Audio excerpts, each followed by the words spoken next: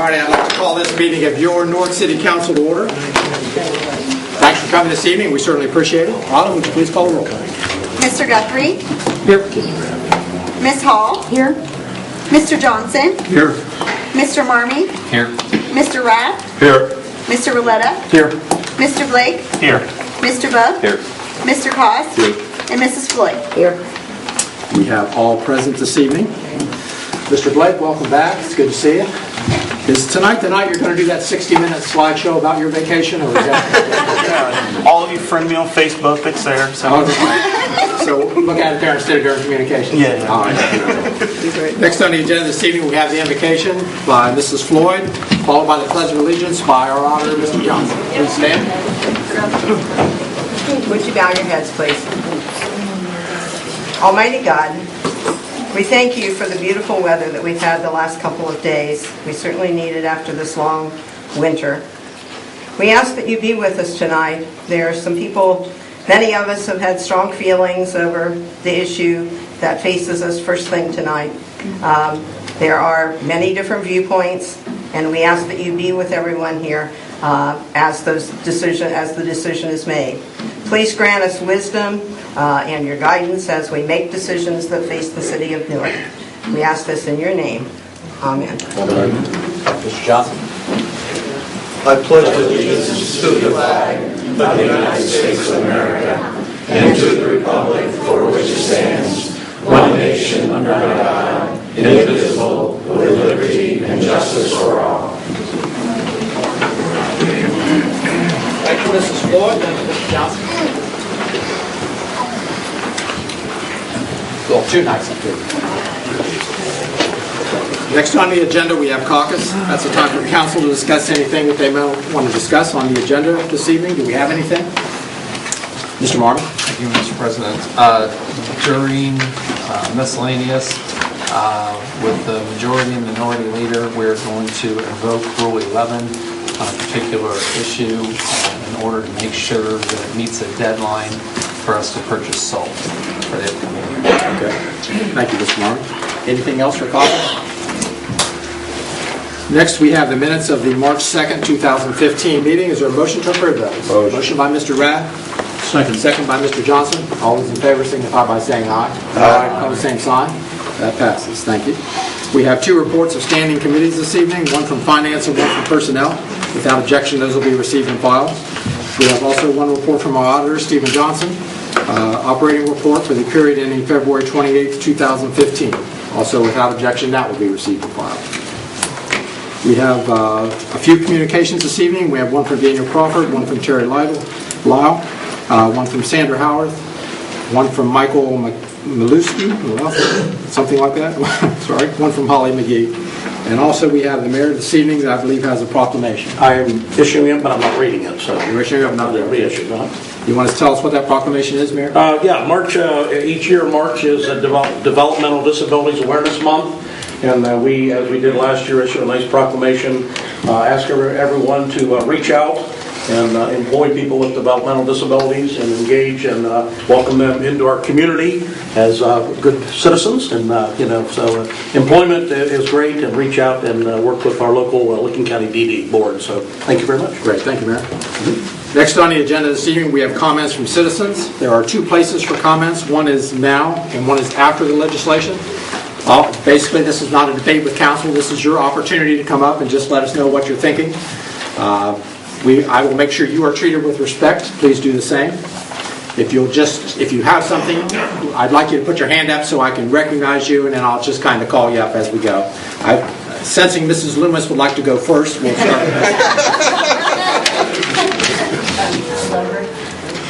Rhonda Loomis, 870 West Church Street.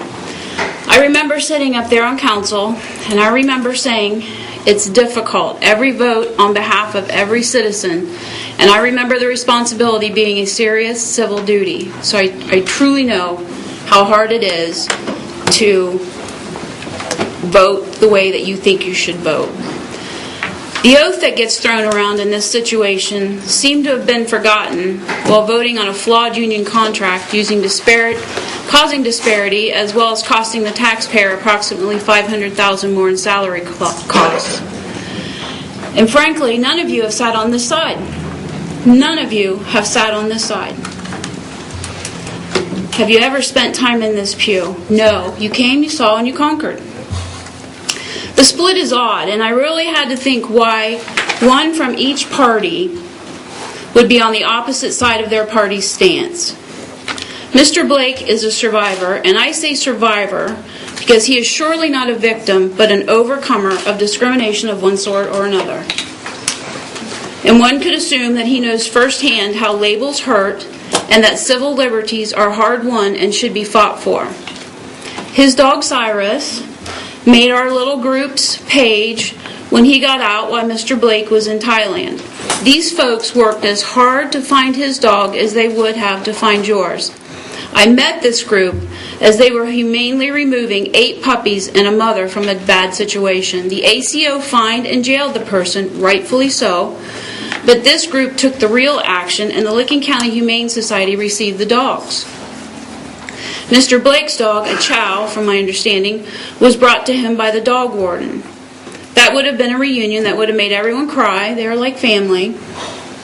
But that would not have happened for anyone else. You pick it up at the pound and you pay the fee. No one here begrudges you getting your dog back. Nobody begrudges you your happy ending. But it was certainly different treatment that you did not ask for. So, I believe that your yes vote is born of many things because I've stepped back in the last few weeks and I've just watched and I've read. The R's are voting to repeal because that's what R's do. It is a law that's not enforceable. If it's not enforceable, we don't do it. If the law violates a civil right, we don't vote for it.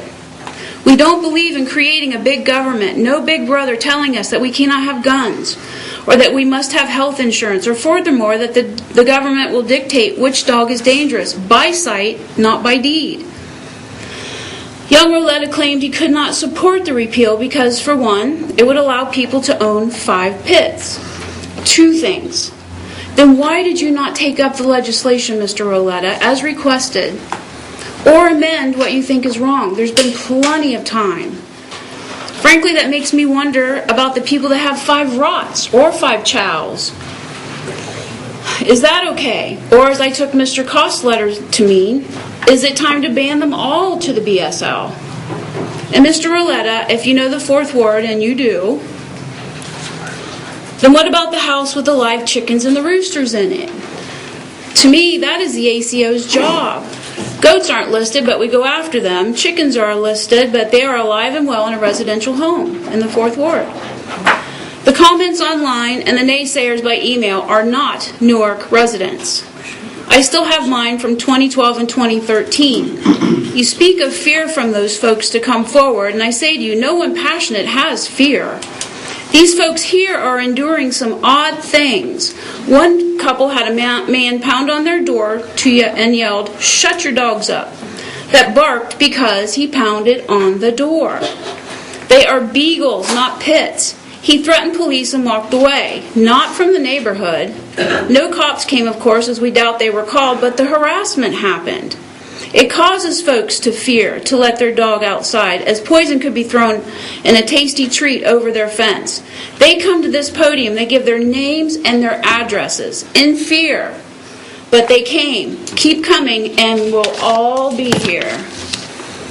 This could be the theme this year, as this group is fully prepared to collect in turn in the signatures for a citizen initiative raising funds over $4,000 to date. And while you may think this is the way to move on, I assure you they are determined. How about you challenge the out-of-town naysayers to referendum your decision to repeal the BSL?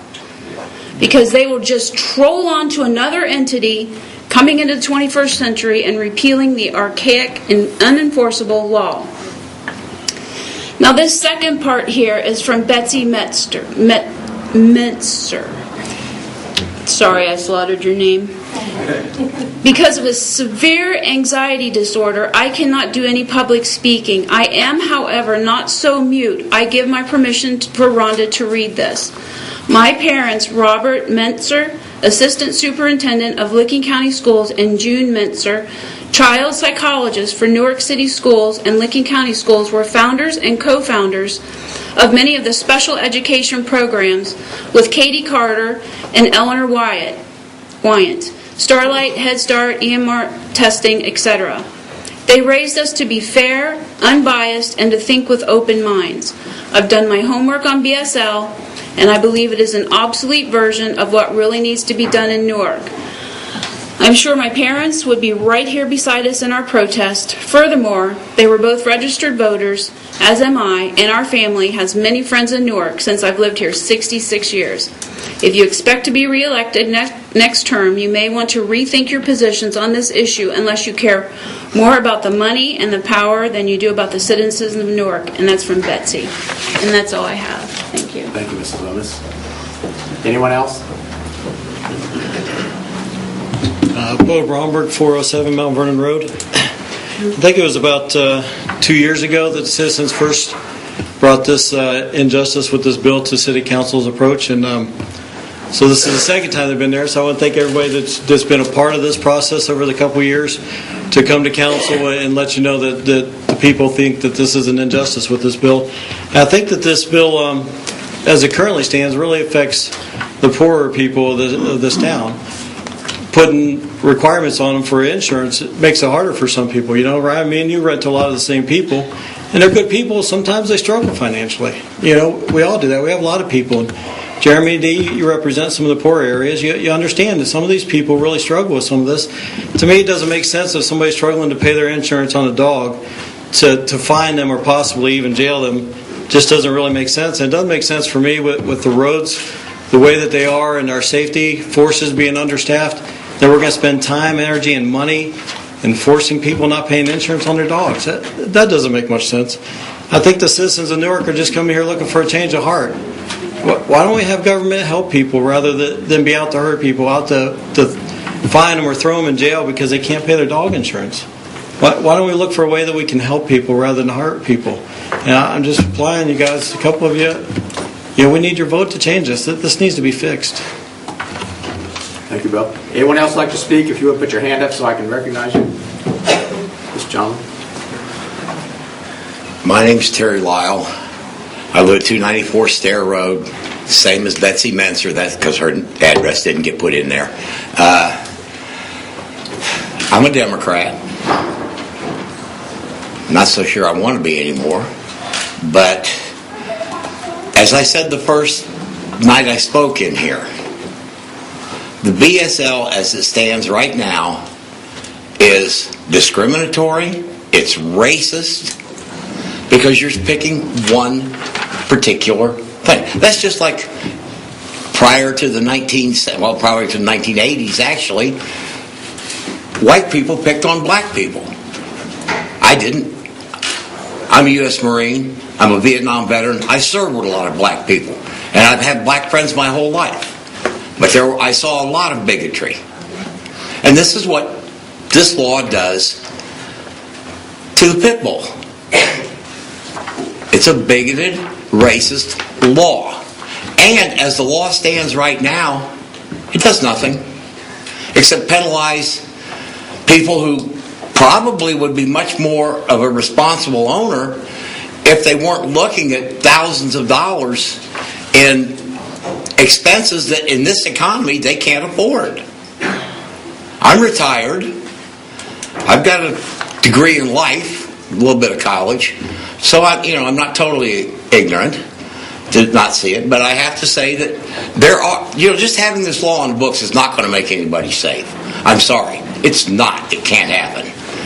That's just like, aren't there laws on the books against driving while intoxicated? Does that keep people safe? No. People still get in their cars, they still drink and they drive. And they still have accidents and they still kill people. I would venture a guess, if you look at the statistics, you would find that drunk drivers have killed more people in Licking County in a year than pit bulls do in the entire state of Ohio. Drug dealers. There's laws against drug dealing. Having this law for a drug dealer, that's great, because a pit bull is a status symbol. They stand out on the corner with their pit bull. Do you think they're going to go ahead and obey this law? Of course they're not. I mean, if they're dealing drugs, they're not going to care about a law against a dog. And, you all had a chance to champion this bill. I thank Mr. Rath for stepping up and having the intestinal fortitude to do it. But I've heard there's not sufficient penalties for irresponsible owners. Well, basically all you're doing is removing the name pit bull from the current law. You still have everything else in place. And why can't we as the people here are more than willing to sit down. You pass this. We are more than willing to sit down at this table right here and help you draft laws that will make it more. Higher penalties, more difficult for these people to ever own a dog again. Anything you guys want to make the law stronger, more efficient, and more enforceable. It was in the paper this week. Georgia, state number 20, to totally ban BSL within the state. Period. Cut and dry. You can't do it. Utah did it last month. This has been going on for several years, and I suspect you're going to see a lot more of it. I certainly hope you do. I'm going to bring this up again one more time. I know I've said it before. My daughter in Florida brought her granddaughter as a newborn into her house with a 6-year-old non-neutered male pit bull. At one point in time, she had 10 dogs. 9 of them were pit mixes. The 10th one was a Chihuahua. There's never been a problem with any of those dogs. Unfortunately, at 15, she had to put Taz down last September. But she's working with a rescue in Florida that specializes in pets. She fosters, even with these dogs in the house, she still fosters other dogs. So, it's not the dog.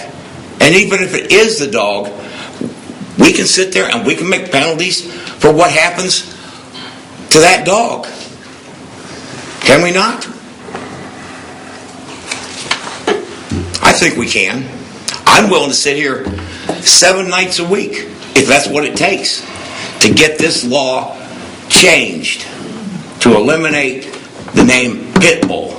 And tomorrow night I'll be glad to come over and sit with you people on the safety committee and help you start drafting laws. And I thank you. Thank you, Mr. Ludwig. This young man in the back. You? Yeah. You in the black. Young man. Picked him up with a gun.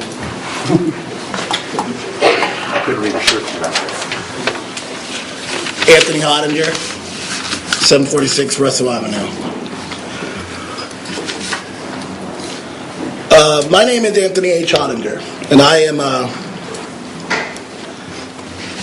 running for mayor on the Democratic ticket for Newark. But that is not why I'm here today. I'm here today as the veteran, Tony Hottinger, a soldier who went to war to protect some of our ideals, such as freedom. I was told by both sides of the aisle to stay out of this fight of BSL repeal because it's too messy. You will get dirt on you no matter what side you stand for. But if you didn't know, I served in the infantry in the United States Army, and I am from Newark, Ohio's working class people. Getting dirty is where I am most comfortable. Now, I was going to stay out of it. Unfortunately, I have a thing called empathy. And I heard stories, and mostly, I think it was the women, to be honest, you tell these stories of 52-year-old ladies getting misdemeanors. I mean, as a city, you know, we have to take care of these 52-year-old ladies and make sure they're off the streets, you know. Because they're troublemakers, you know, and we're a little bit safer today because 52-year-old ladies get misdemeanors.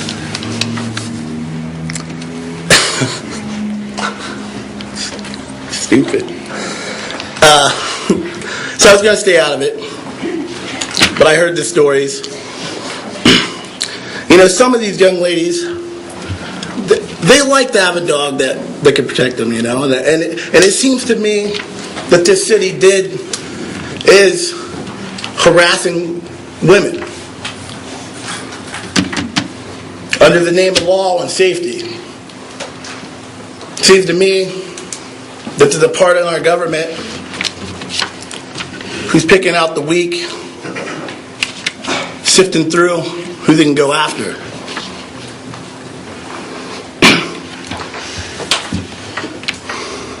So I kept hearing about people being locked up for a prejudicial law, locking up and fining citizens. This ruins their lives. They can't afford to be locked up. They can't afford to be... They can't hit a speed bump. They don't have this luxury of hitting the speed bumps. This law has zero compassion for the citizens.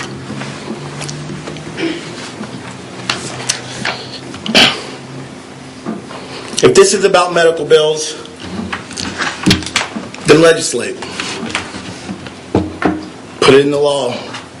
Take it back to committee. Make them accountable.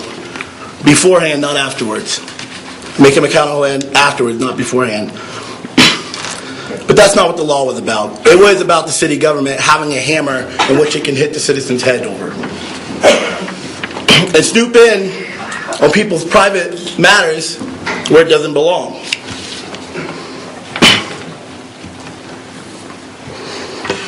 It is a bad law that targets citizens that have neither malicious intent nor negligent oversight. Is this law unjust? Well, you have fined and locked up citizens based on a dog breed, which is silly. Unjust law is defined by liberal philosophers as a law that man-made that does not line up with natural law. This law is not just prejudice to a dog, it is prejudice to citizens who are attracted to a certain type of dog. Requiring people to insure their pets based on prejudice of breed and look, and not scientific data or studies, is a guilty before innocent law and is not only unjust but tyrannical. A few smarter men than I have something to say about unjust laws. Gandhi once said, "An unjust law is in itself a species of violence. A breast for a breach is more so." So according to Gandhi, local government is being violent to its citizens. But I get it. Gandhi, he's not American, so what does he know about this? What does an American have to say? Martin Luther King Jr. said, "One has the moral obligation to disobey an unjust law." But then again, MLK never had to govern. Let's see what a president had to say about the matter. Thomas Jefferson once said, "If a law is unjust, a man is not only right to disobey it, he is obligated to do so." What you don't understand is, like how they pointed out, that people are going to own whatever damn dog they please. And it's up to you if you want to make them criminals or not for that. Regardless of its legality, these people are sons and daughters of Jefferson. So that law will not make them safer. It will only hurt them. While the law focuses on good people, people with vicious dogs go free. The council decided to fight instead of teaming up with the people on this. If they would have rushed across to the pit bull lover's hand, they could have figured out a way to reduce the pit bull, the negligent and malicious owner's hands, truly increasing safety for all. But instead we decided to play political football. And where there had to be winners and losers. All I ask is that we come together and make a law that everyone can live with, including the pit bulls. Everyone could have won except the bad guys. Now, I have said Newark has a heart problem, and I meant it. Members of the council and mayor office have sat and heard and listened to your account of abuse of power that animal control held over your citizens' heads.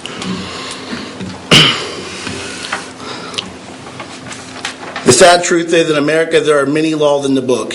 If they look at any one of us deep enough, they will find reasons to fine us or lock us up. This is the very definition of tyranny when common citizens are treated as criminals. I know some of you believe there's a silent majority that opposes this. That being said, it is not for one citizen to decide the life decisions of another.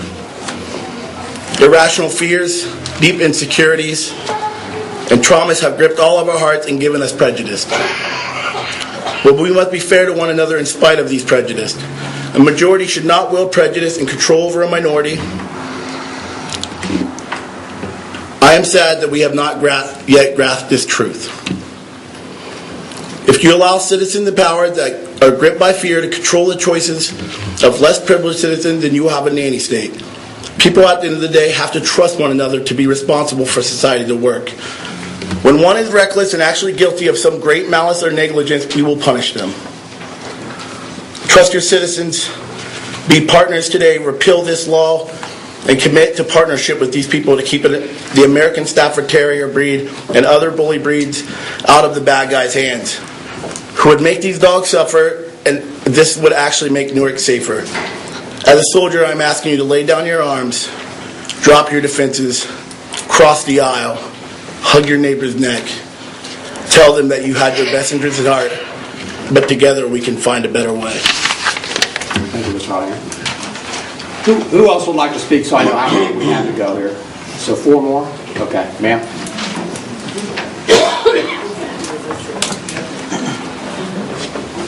My name is Melissa Lanter, 116 Mulholland Street. Ma'am, I'm sorry, I could not hear you. Melissa Lanter, 116 Mulholland Street. Thank you. I don't own a pit bull. I'm coming here because I want to support these people that love their dogs. My dog was murdered. And it's like a family member, and when you take a family member away,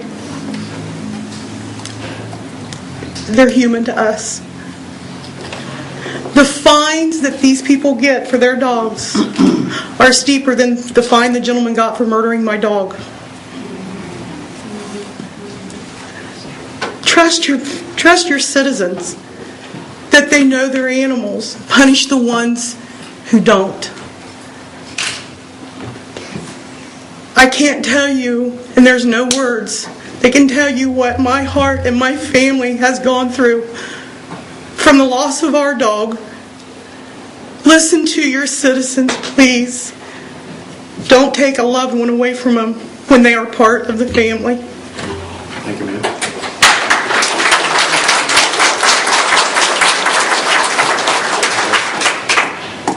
Yeah. Yes, sir.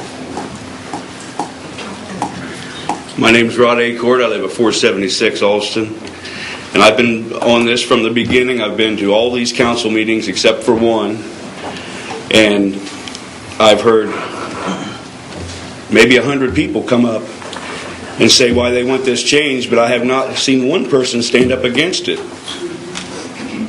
I've just wondered where the opposition is. The only opposition that I've came up against is behind this desk. And I was understanding that the city council was here to represent the people of the city. And all of our voices have said we want it changed. I haven't heard another one say otherwise. I've heard that there's emails and this and that, but no one has ever stood up here at this desk and voiced that opinion to you. Only the ones that want it changed.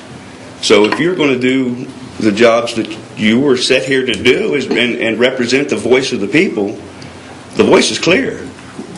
Thank you. Thank you. We're not going to be cheering or booing, or we're just going to let everybody speak and move on here, okay? Justin Williams, 108 West Locust Street here in Newark.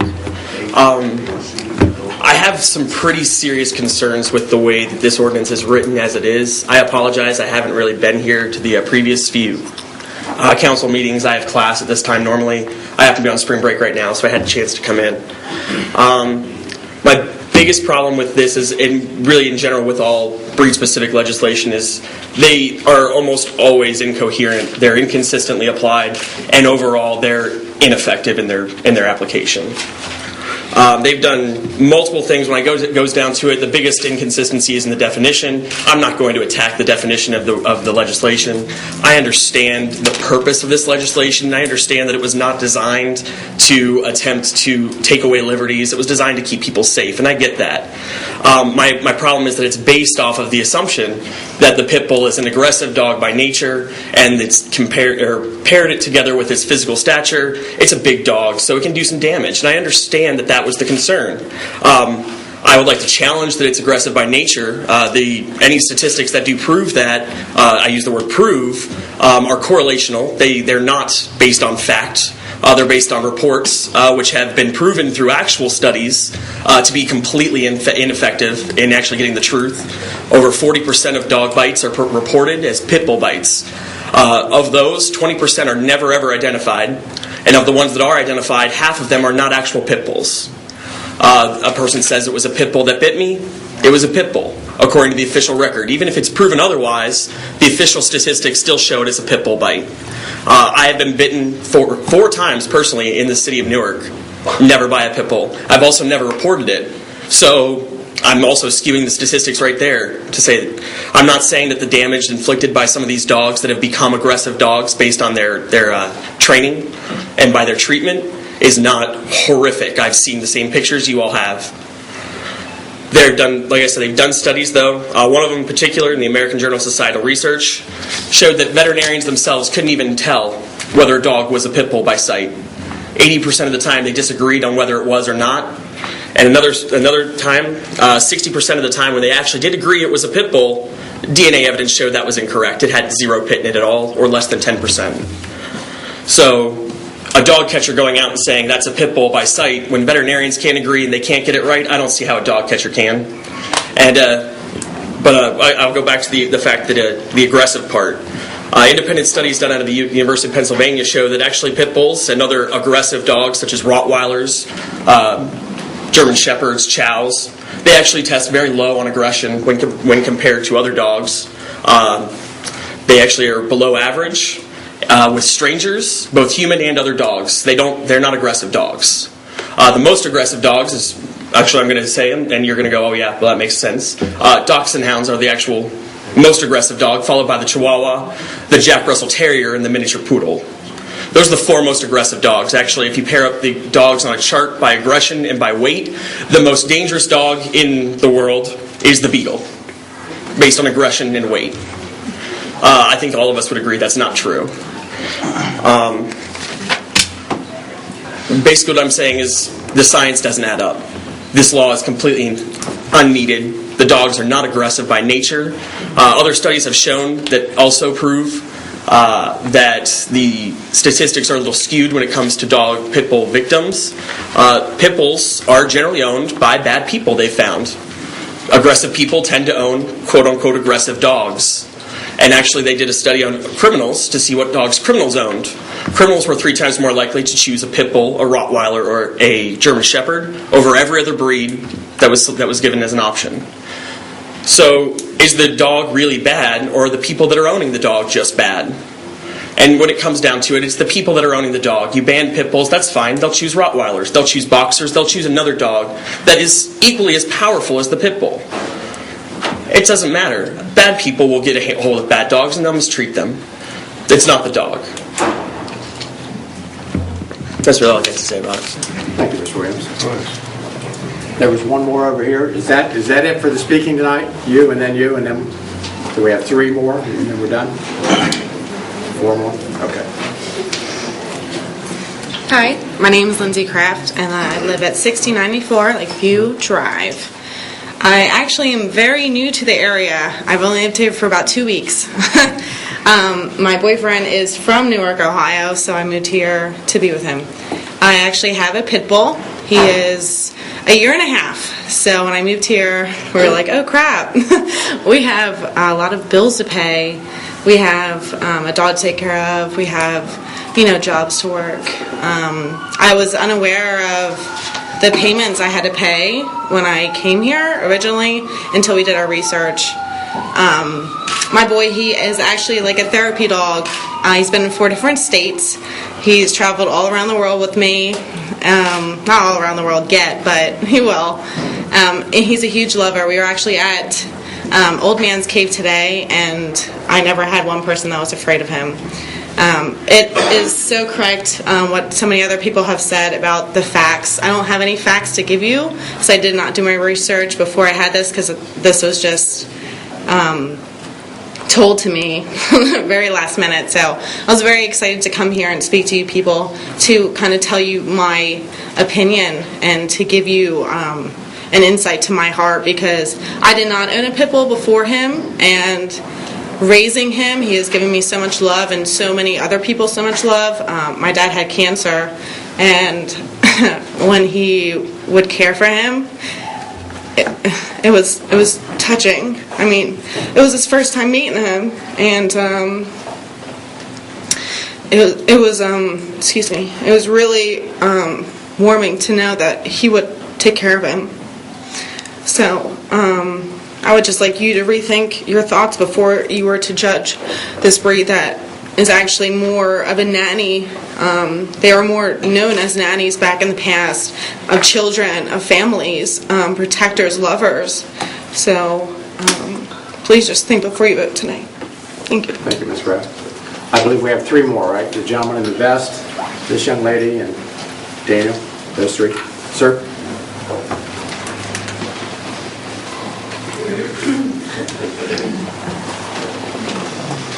My name is Ryan Stone. I'm from 39 Wing Street. This is the 3rd meeting concerning this issue that I have attended. I work evenings, so I have to take time off of work to attend these meetings. When I came to the one in December, I requested that the BSL be changed. Shortly after that, Mr. Rath championed the bill, champions the change in language of the BSL as written currently. The second meeting I came to, it was the vote to pass it on to full council. Okay, and I expressed my gratitude that the law director, Rath, had come up with some language that fit the specific needs that I requested. The next day, I sent an email to each one of the representatives here asking for their position on the bill and a defense of their position. I received 4 responses. I received one from Jeff, I received one from Jeremy, I received one from Mr. Cost, and I received one from Don Ellington, who doesn't even vote unless it's a tie. I'm very disappointed. You can say that you didn't get my emails, but obviously some of them did. I don't know whether they went to your junk or whatnot, but as a representative of Newark, you guys should be reading your emails. Even if they go to junk, you should be skimming them. Mr. Cost, you answered my email. You responded that felt like you were having to choose between safety and between liberty, or what was right. I disagree with that assessment. This specific proposal is asking you to choose between what's right. Most of the majority of the people here will stand up with you and be behind you 100% to increase the penalty for irresponsible owners, increase the penalty for a truly vicious dog. Just go to the law director and have him write that information up. But as far as the proposal tonight, we're only asking you to choose what's right. We are behind what's safe. Breed-specific legislation is ineffective as far as increasing the safety of Newark City. That's all I have to say. If I could just convince one person to change their vote to yes, I hope that it's enough that the law as written will proceed. And again, I am in support of bigger penalties for irresponsible owners. I am in support of doing away with truly vicious animals. humanely. Thank you. Thank you, Mr. Jones. Ma'am?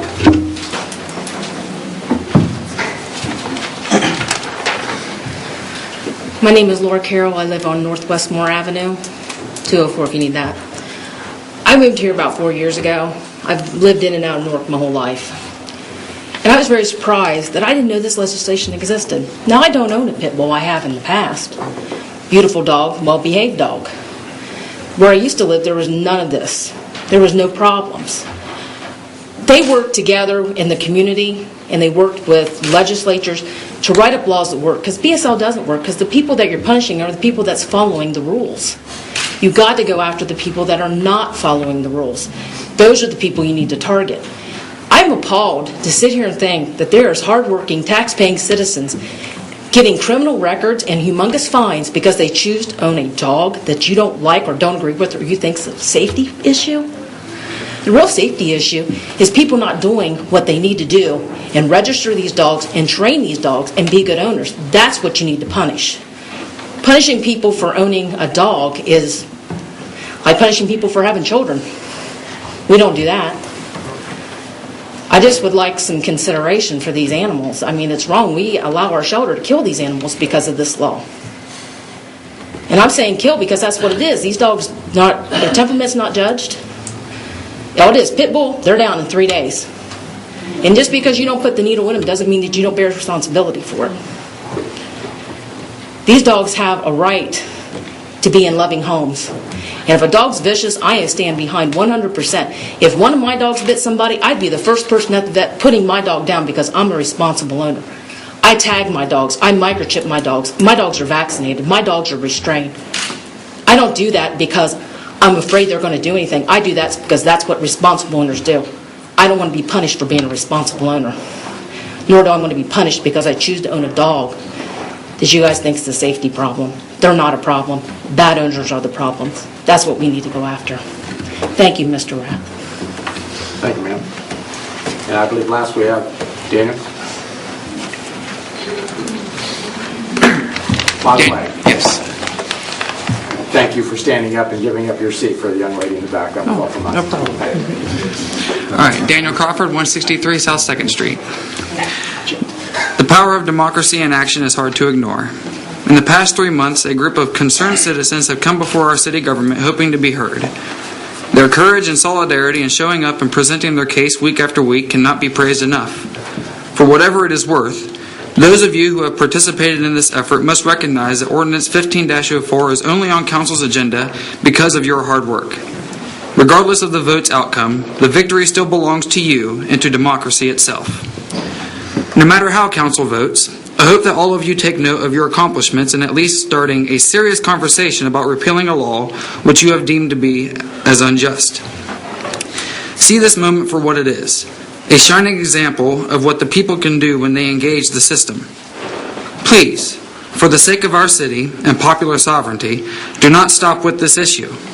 Seize this democratic energy which you have so successfully harnessed and utilize it to transform our community. Each and every one of you ought to resolve to keep attending these meetings whenever possible. Tell your friends and family what you've succeeded in doing and encourage them to attend and become active as well. Through your vigilant civic participation, you can ascertain that the city you envision Newark becoming is realized.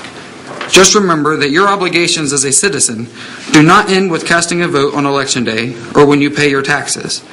Instead, a good citizen is a perpetually active one who, in concert with their peers, always aspires to stand up and speak out for a better society as we march onward in time.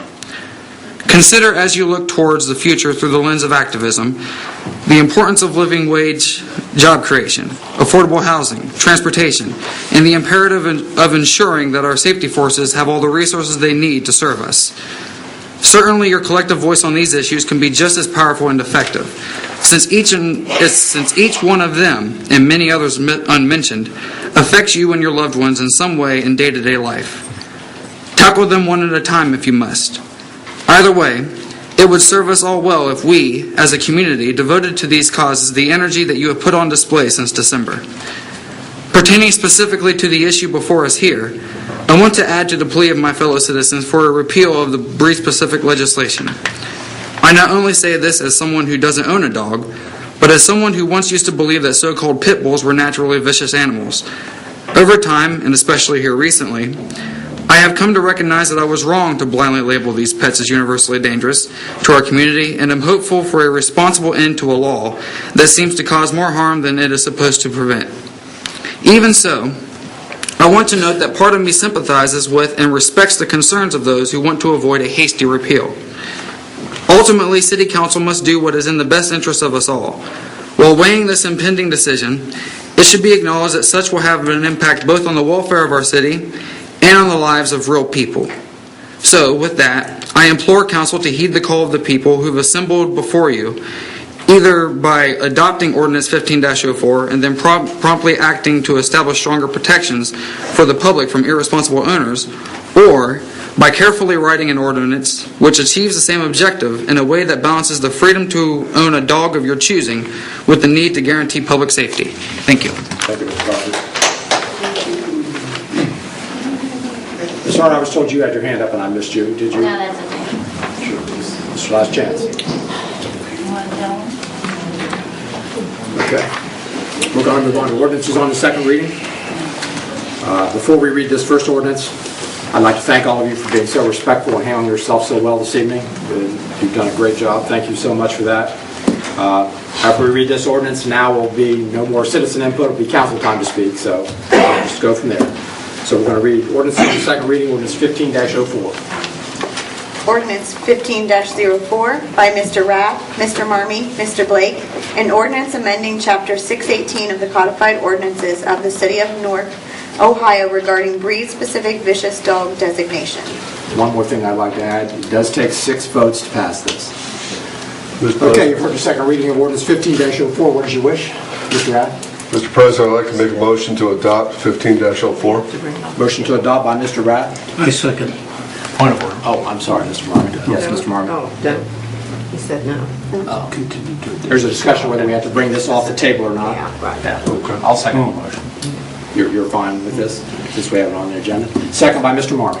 Is there any discussion on 15-04? Mr. Rath? Mr. President, thank you.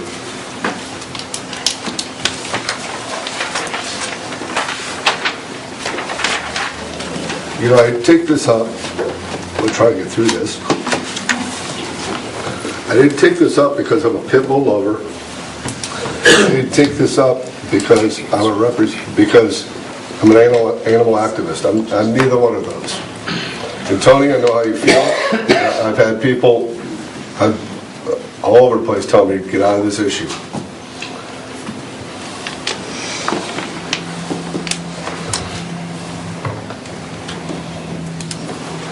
I took this up because of all of you. Sorry, I'm a little emotional. I took this up because of all of you.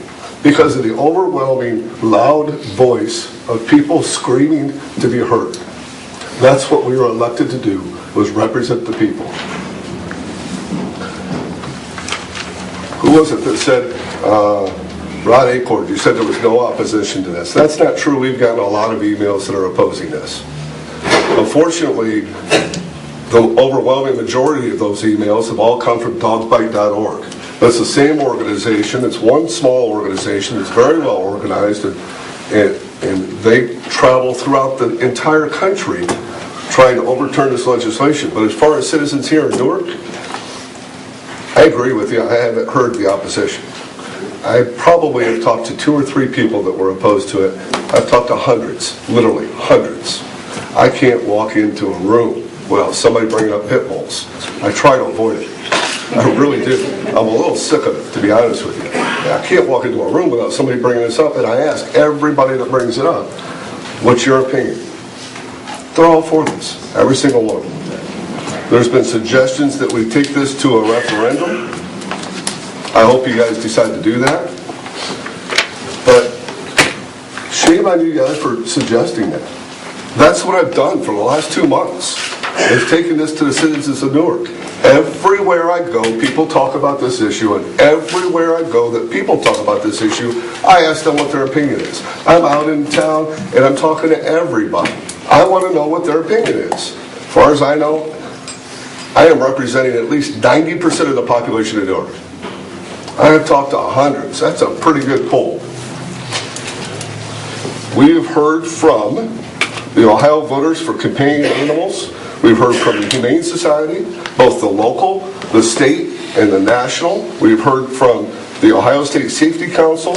We've heard from the Ohio State Animal Abuse Squad. We've heard from the state of Ohio 3 years ago when they overturned this legislation.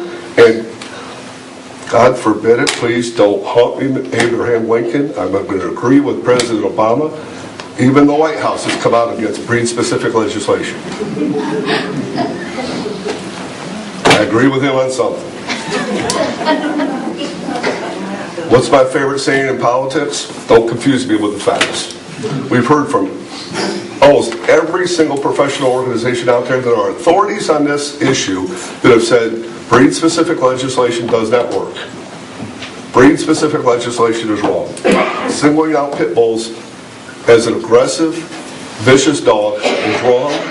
It does not do anything for the safety of the citizens. You need to overturn it, and yet, here we are.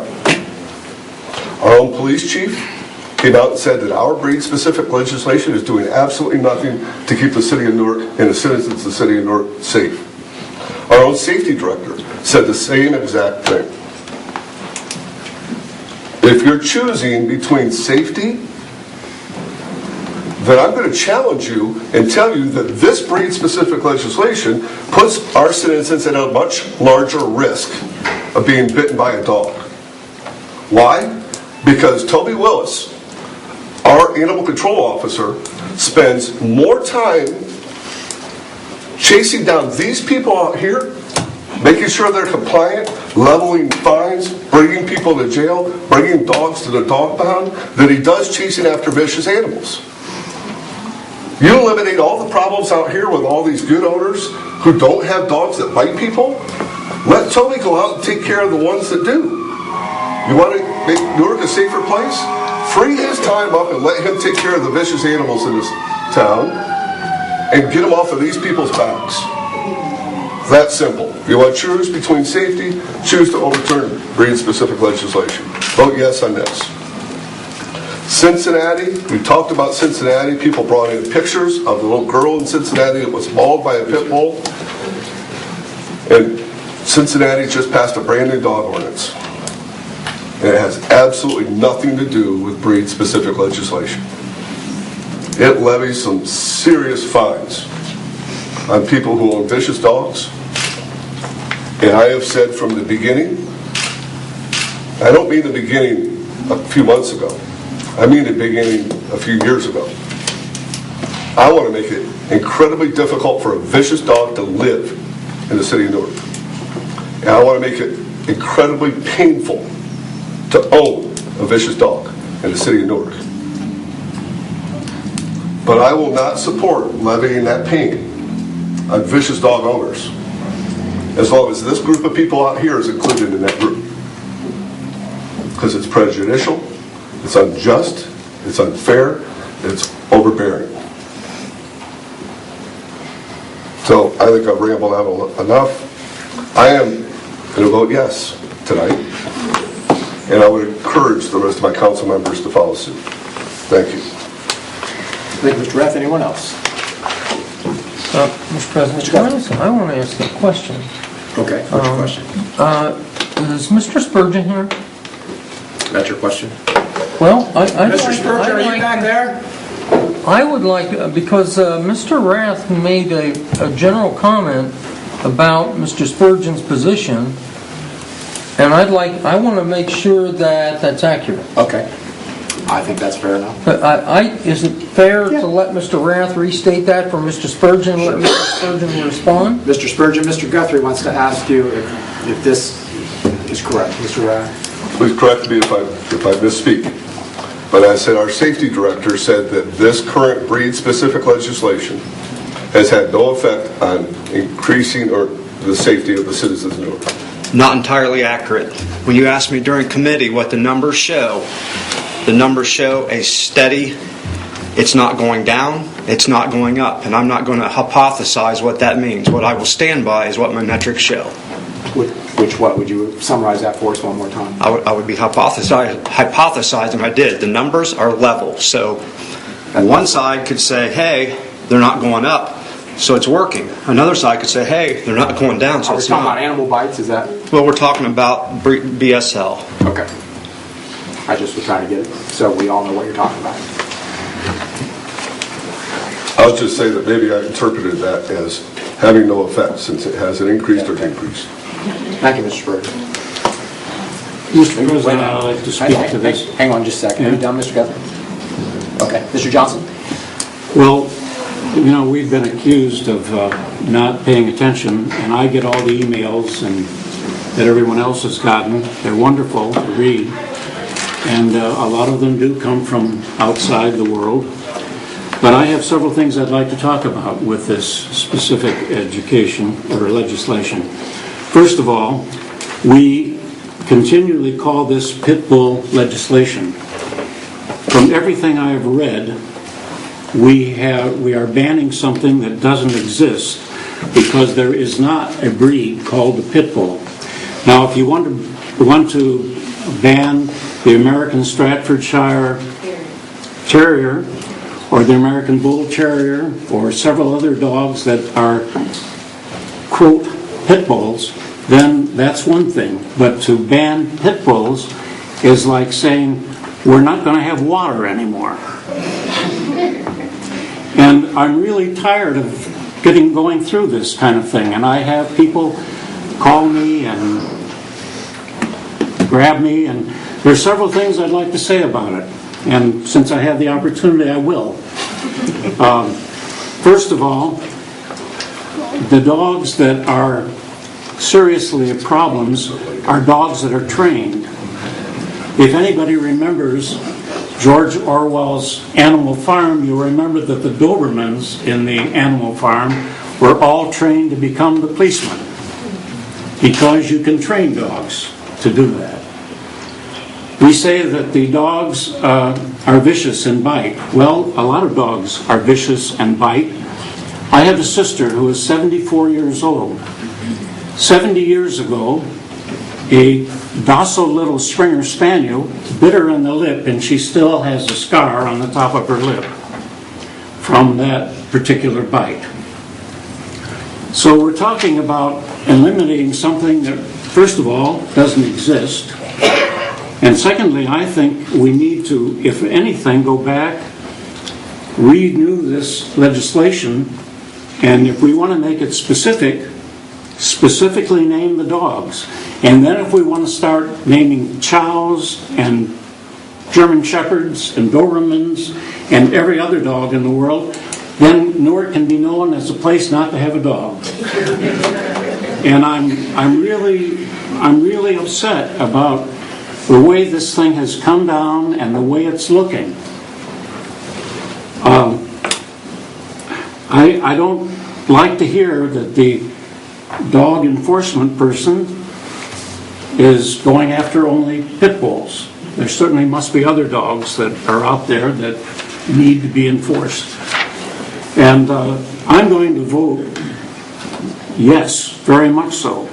And I don't want anybody to think that because I didn't answer an email that I'm not in their camp. And I think we really need to look at this. I'm going to vote yes on this, but I really think that we maybe need to completely reevaluate this whole legislation. Thank you. Thank you, Mr. Johnson. Mr. Marmee? Thank you, Mr. President. Mr. Stone, I thought that I did respond, and my response was then, and it still is now. I didn't support the breed-specific language when the original legislation came through.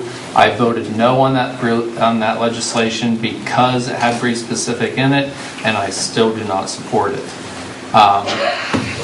One comment I'll just echo that Mr. Johnson indicated that there is no breed called a pit bull. So that alone also helps me to support the issue that we should not have that language in our legislation. I apologize if I missed your email. Okay. anything that unfairly discriminates should not be in any kind of law, especially within the city of Newark. It is profiling, pure and simple. That's what this is.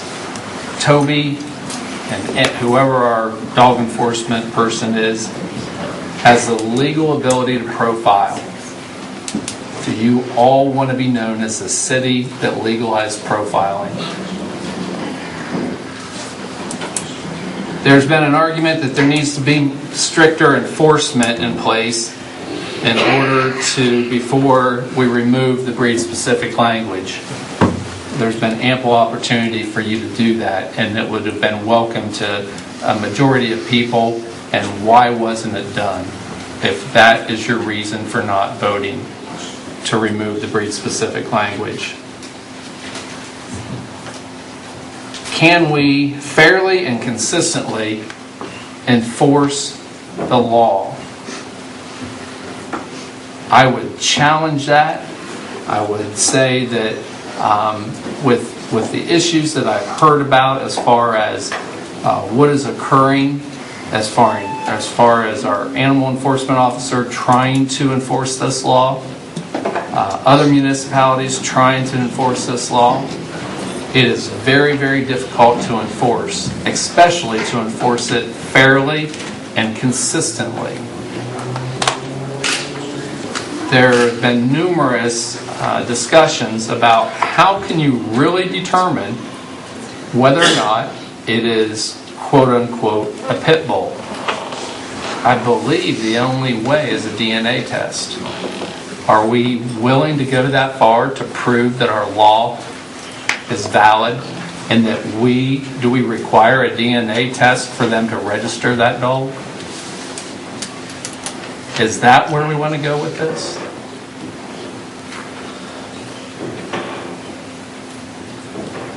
For those of you that want to keep breed-specific language in our ordinance, it is very self-righteous to think that we are smarter than the state government, the businesses like State Farm who have done away with breed-specific type of underwriting, other businesses and companies, other municipalities that have done away with this. Are we so bold to think that we are smarter than them in keeping this language in our ordinance in which we cannot enforce and which is discriminatory and that is just flat out wrong? What is next? What are we going to say as far as the safety of our citizens? If somebody's wearing a hoodie, are they automatically a criminal? Are they not allowed to be in the city of Newark because somebody wears a hoodie? Everybody knows statistics show that criminals all wear hoodies. Do we want to go that far? I really think that, if you want to be prejudiced, if you want to unfairly discriminate, and if you want to allow profiling, go ahead and try to keep this breed-specific language in. But just realize that you're basically saying that it's okay for those actions. Because breed-specific language in this situation does nothing less than that. Thank you, Mr. President. Thank you, Mr. Marmee. Anyone else like to speak that hasn't spoken yet? Mr. Blake? Mr. President, well, first of all, I want to thank council because it was delayed for 2 weeks for me to have the opportunity to vote on this important piece of public policy. So I do want to acknowledge that publicly and thank the members for tabling it until tonight. Secondly, it was mentioned in public comments about my dog Cyrus missing, and I was really, I can't say it's uncommon for Newark because Newark is a loving community, and the people here in this city do come together, and the only way I communicated with people was when I had a Wi-Fi connection over in Thailand, and so Facebook was the only way to do that. But when I received word from my sister that Cyrus was missing, it was Nikki Arter and several others in this room that immediately, oh yeah, you too, yeah, that immediately took pictures of my friend, my good friend, my best friend, Cyrus, and started posting him all over the place. And 8 days later he was found. And so I want to thank you. Thank you very much, Nikki, and everyone else who helped find my friend, my animal, my dog.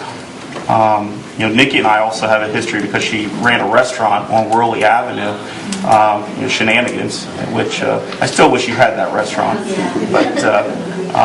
But I just want to say thank you publicly to everyone that helped find my baby. So thank you very much.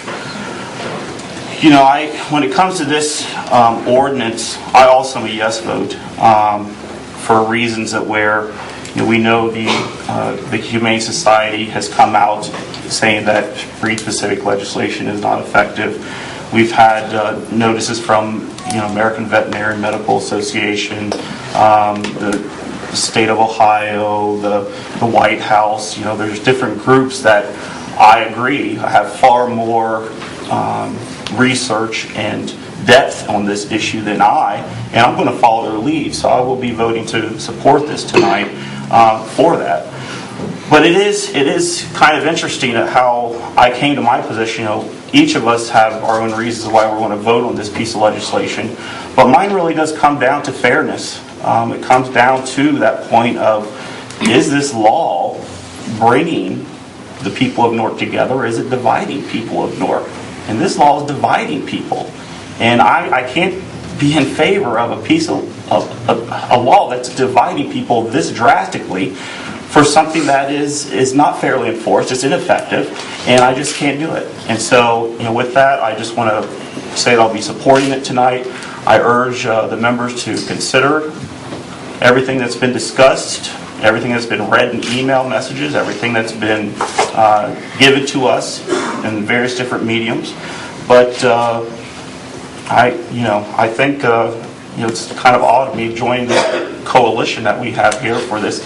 But really, it's the way it should be. We need to look at issues, not look at party. We need to look at specific issues and how we fall down on issues and do what's best, as we believe, for the citizens of Newark. And right now, I believe that the best thing for the citizens of Newark is to support 1504. So with that, I'll pass. Thank you, Mr. Blake. Anyone else that hasn't spoken for the first time? Mr. Johnson? All I want to say is kind of echoing what Jeremy says, that, we think this is about dogs, but it really is not. It's really about people and what people do. Whether they own them, whether they take care of them, whether they train them, and how they use them, and how much money it costs them to have them. Thank you.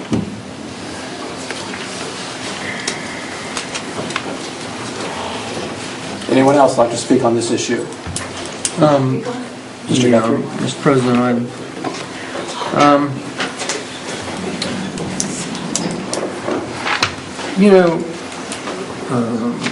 I have, and I know that a lot of my colleagues get sick of hearing me say how long I've been in this, but I was elected the first time 40-some years ago last November. And I don't think that in that 40-plus years that I've had a more challenging issue to deal with. And I'm gonna vote no. But I think that there are some extremely legitimate concerns about enforcement here. And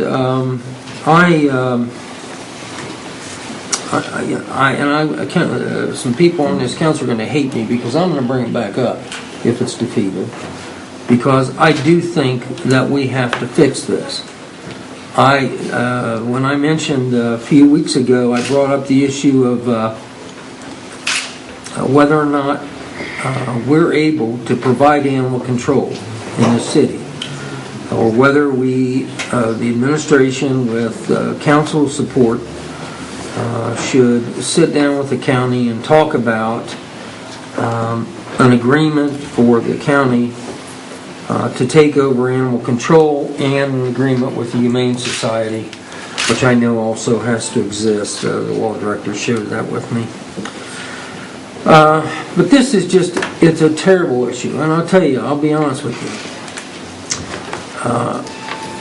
For me,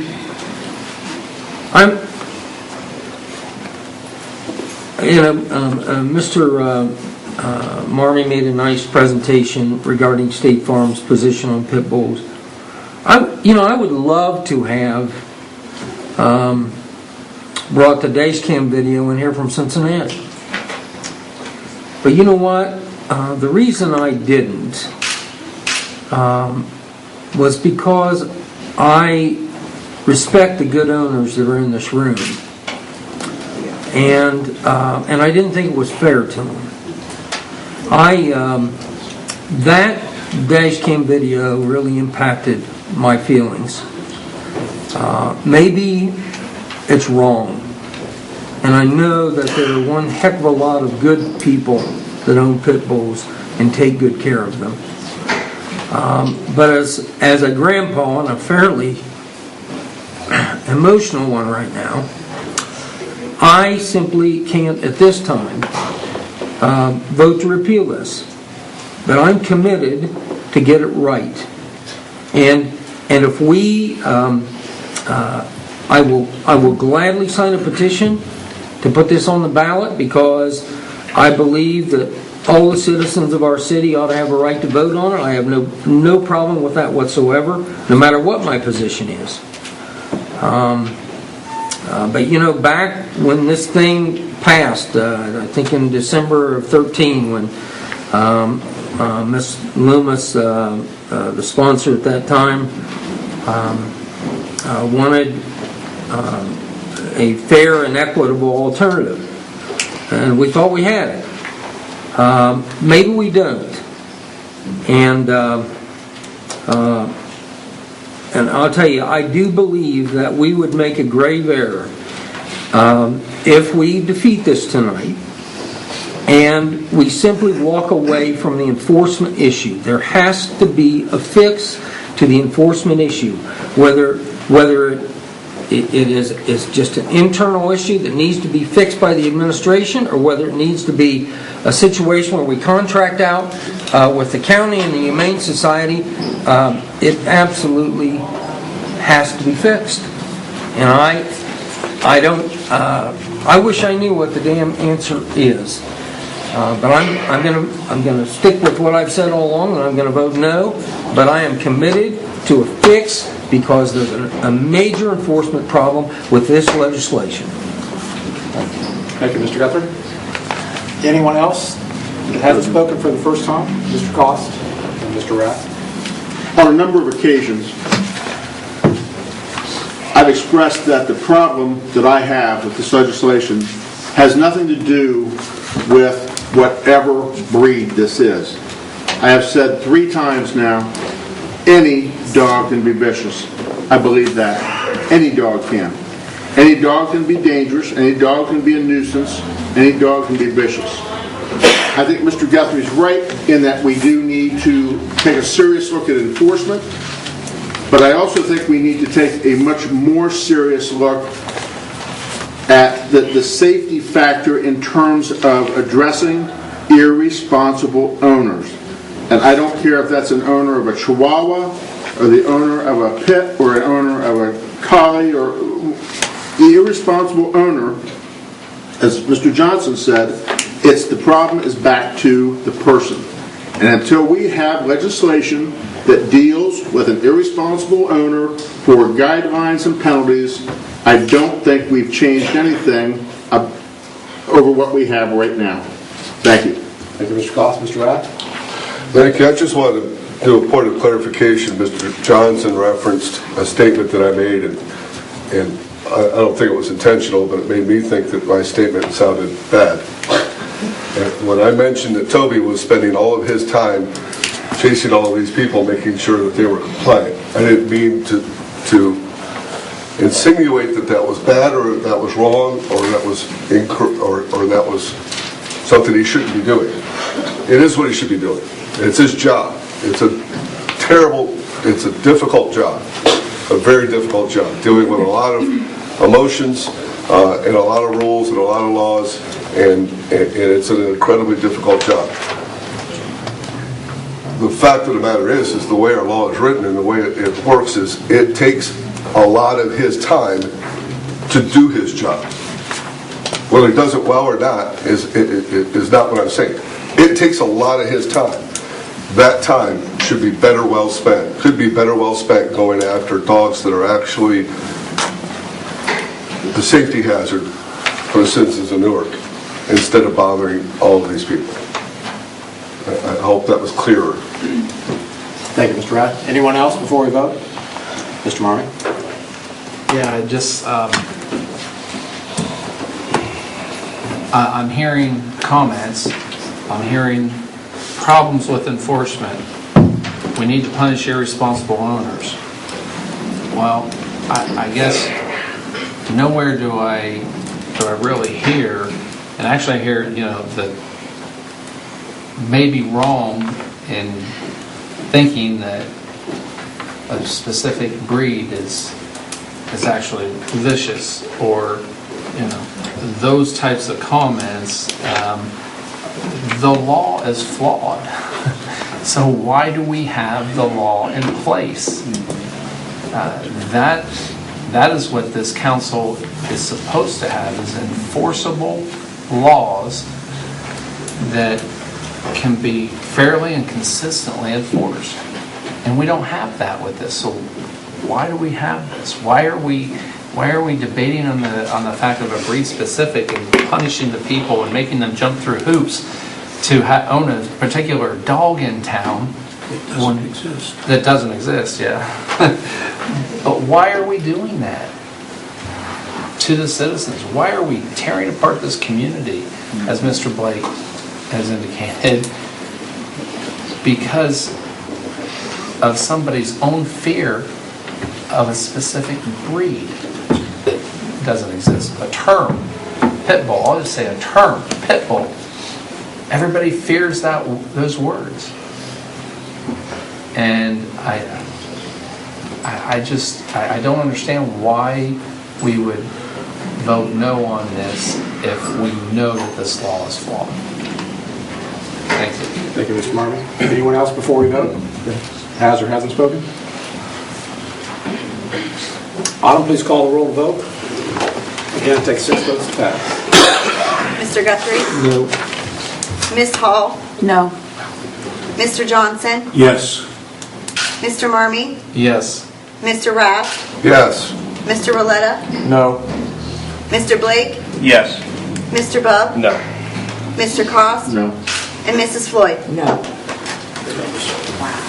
15-04 does not pass. If anyone wants to leave, I'll give you an opportunity to leave right now. If not, you can stay. Elections are coming up. No. You've done so well. Don't blow it now. You've done so well. See ya. I'm moving out of Newark.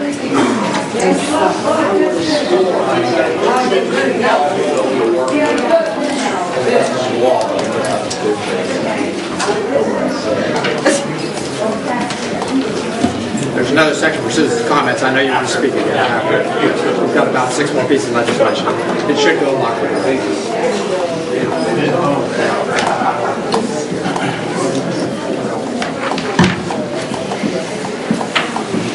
You guys are going to interview folks. Would you like to go clear to the back or out somewhere that we don't, or we shut the doors or something, please? Okay, next we have ordinances on the first reading, 15-06. Ordinance 15-06 by Mrs. Floyd, Mr. Cost, Mr. Marmee, Mr. Rath, an ordinance amending the position, classification, pay range, and department authorization tables of a Department of Property Maintenance by reclassifying the account clerk 1 position to the position of property maintenance inspector/analyst and setting compensation therefore. 15-06 will be held for a second reading. Next we have resolutions on the second reading, 15-16. Resolution 15-16 by Mr. Marmee, Mr. Cost, Mrs. Floyd, Mr. Rath, Mr. Blake, A resolution authorizing and directing the mayor of the city of Newark to apply for funding from the United States Department of Justice, Bureau of Justice Assistance under the Bulletproof Vest Partnership Program, grant program. You've heard the second reading of 15-16. What is your wish? Mr. President, Mr. Blake? move to adopt 1516. Motion by Mr. Blake. Second by Mrs. Floyd. Is there any discussion on 15-16? Seeing none, Autumn, please call the roll to vote. Mr. Guthrie? Yes. Ms. Hall? Yes. Mr. Johnson? Yes. Mr. Marmee? Yes. Mr. Rath? Yes. Mr. Roletta? Yes. Mr. Blake? Yes. Mr. Bub? Yes. Mr. Cost? Yes. And Mrs. Floyd? Yes. 15-16 passes 10-0. Next on the second reading, we have 15-18. Resolution 15-18 by Mr. Blake, Ms. Hall, Mr. Cost, Mrs. Floyd, and Mr. Rath. A resolution appropriating monies for the current expenses of the municipal corporation. You've heard the second reading of 15-18. What is your wish? Mr. President, Ms. Hall? I wish to adopt. Motion to adopt by Ms. Hall. Is there a second? Second. Second by Mrs. Floyd. Is there any discussion on 15-18? Mr. Marmon? Thank you, Mr. President. I am going to vote against this legislation. I feel that we need to get a handle on our capital improvements with the looking at our streets and what has happened over the winter. I believe we need to put a higher priority on our street maintenance within this year. Given the preliminary numbers, nothing that I've seen concrete as far as, and that's a pun, concrete, as far as the numbers towards paving, I think that it's not enough and that we really need to scrutinize all of our capital improvements this year since we removed funds from the capital improvements that was legislated previously. And so I'm not going to support this until I can see a clear picture as far as where we are and how we're going to get our streets repaired and these potholes filled. I'm not going to be in support of any capital improvement. And so I just wanted to share why I'm not in support of this. Thank you, Mr. Marmee. Anyone else? Mr. President. Mr. Guthrie? Can I ask Mr. Rhodes a question? Is it pertinent to this, I assume? Yeah. Yeah, sure. David, do you mind touching on how the acquisition of this equipment can assist with our road improvements? Well, the one piece of equipment will be a hot patch machine, which will assist in it. Okay. That's the dirt patch machine. So you likely wouldn't have been coming to us if you didn't feel that... The bottom's burned out of the other one, and we've replaced it 3 times. Thanks. Mr. Guthrie? Anyone else? Thanks, David. Okay. Why don't please call the roll vote? Thank you, Mr. Rhodes. Mr. Guthrie? Yes. Ms. Hall? Yes. Mr. Johnson? Yes. Mr. Marmee? No. Mr. Rath? Yes. Mr. Roletta? Yes. Mr. Blake? Yes. Mr. Bub? Yes. Mr. Cost? Yes. Mrs. Floyd? Yes. 15-18 passes 9-1. Next, we have 15-19. Resolution 15-19 by Mr. Marmee, Mr. Cost, Mrs. Floyd, Mr. Rath, Mr. Blake. A resolution appropriating monies for current expenses of the municipal corporation. You've heard the second reading of 15-19. What is your wish? Mr. President, Mr. Blake? move to adopt 1519. Motion by Mr. Blake. Second by Mr. Cost. Is there any discussion on 15-19? Seeing none, Autumn, please call the roll vote. Mr. Guthrie? No. Ms. Hall? Yes. Mr. Johnson? Yes. Mr. Marmee? Yes. Mr. Rath? Yes. Mr. Roletta? No. Mr. Blake? Yes. Mr. Bub? Yes. Mr. Cost? Yes. Mrs. Floyd? Yes. 15-19 passes 8-2. Next, we have resolutions on the first reading, 15-20. Resolution 15-20 by Mr. Blake, Mr. Cost, Mrs. Floyd, Mr. Marmee, Mr. Rath. A resolution appropriating money for current expenses of the municipal corporation. 15-20 will be Mr. Blake. Mr. President, move to waive the 2-day reading rule. Motion by Mr. Blake to waive the 2-day reading rule. Second by Mrs. Floyd. Mr. Blake, what's your reason for that? Part of this is related to an employee, and then there's also deadlines related to some of these grants that we're refunding the money. Thank you, Mr. Blake. Autumn, please call the roll to waive the 2-day reading rule. Mr. Guthrie? Yes. Ms. Hall? Yes. Mr. Johnson? Yes. Mr. Marmee? Yes. Mr. Rath? Yes. Mr. Roletta? Yes. Mr. Blake? Yes. Mr. Bub? Yes. Mr. Cost? Yes. Mrs. Floyd? Yes. Two-day reading rule has been waived 10-0. Mr. Blake? Mr. President, move to adopt 1520. Motion by Mr. Blake. Second. Second by Mrs. Floyd. Is there any discussion on the motion? Seeing none, I'll please call the roll to vote. Mr. Guthrie? Yes. Ms. Hall? Yes. Mr. Johnson? Yes. Mr. Marmee? Yes. Mr. Rath? Yes. Mr. Roletta? Yes. Mr. Blake? Yes. Mr. Bub? Yes. Mr. Cost? Yes. And Mrs. Floyd? Yes. 15-20 passes 10-0. Next, we have 15-21. Resolution 15-21 by Mr. Blake, Mr. Cost, Mrs. Floyd, Mr. Marmee, Mr. Rath, a resolution authorizing and directing the auditor of the City of Newark to pay bills on behalf of the Safety Department pursuant to Section 5705.41D, then and now certification, and declaring an emergency. 15-21 does have an emergency clause, so it will not have to be read a second time. What is your wish? Mr. President, Mr. Blake? move to adopt 1521. Motion by Mr. Blake. Second. Second by Mrs. Floyd. Is there any discussion on 15-21? Seeing none, I'll please call the roll to vote. Mr. Guthrie? Yes. Ms. Hall? Yes. Mr. Johnson? Yes. Mr. Marmee? Yes. Mr. Rath? Yes. Mr. Roletta? Yes. Mr. Blake? Yes. Mr. Bub? Yes. Mr. Cost? Yes. And Mrs. Floyd? Yes. 15-21 passes 10-0. And I believe 15-22 is the one we're going to take up in miscellaneous on Rule 11. Is that correct? Is that the one you were talking about, Mr. Marmee? Thank you.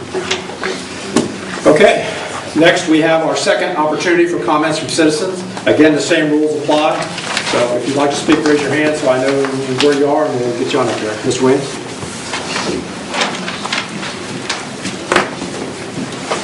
Justin Williams, 108 West Locust again. I just wanted to express my own personal disappointment in the way that the resolution voting went on the first resolution. I genuinely believe that you aren't trying to do anything like that, and that would be offensive intentionally or overly punitive to the people of Newark, and I understand that. Mr. Guthrie and Mr. Cost have both issued severe reservations with the legislation as it exists right now, yet you still voted to support it, which I believe is very, in my opinion, discredit to your own personal selves, to be honest. That you have problems with this legislation, yet you're continuing to support it, even knowing that it's flawed. There are many arguments against breed-specific legislation. I chose to go with one argument. They are inherently prejudiced against poor people and minorities. I would not be surprised if after this vote, someone would not go back through the data of Newark's own enforcement of this to see if a class action lawsuit could be filed against the city. Many cities that do have breed-specific legislation have opened themselves up to liabilities, both in civil rights violations, class action, and individual, by people claiming that the dogs are not, as they say, pit bulls. This specific legislation that we have in Newark is inherently flawed in its definition because it doesn't define what a pit bull is, as Mr. Johnson said, as the councilman from the 5th District said. There is no such thing as a pit bull. It's a social construct. They don't exist.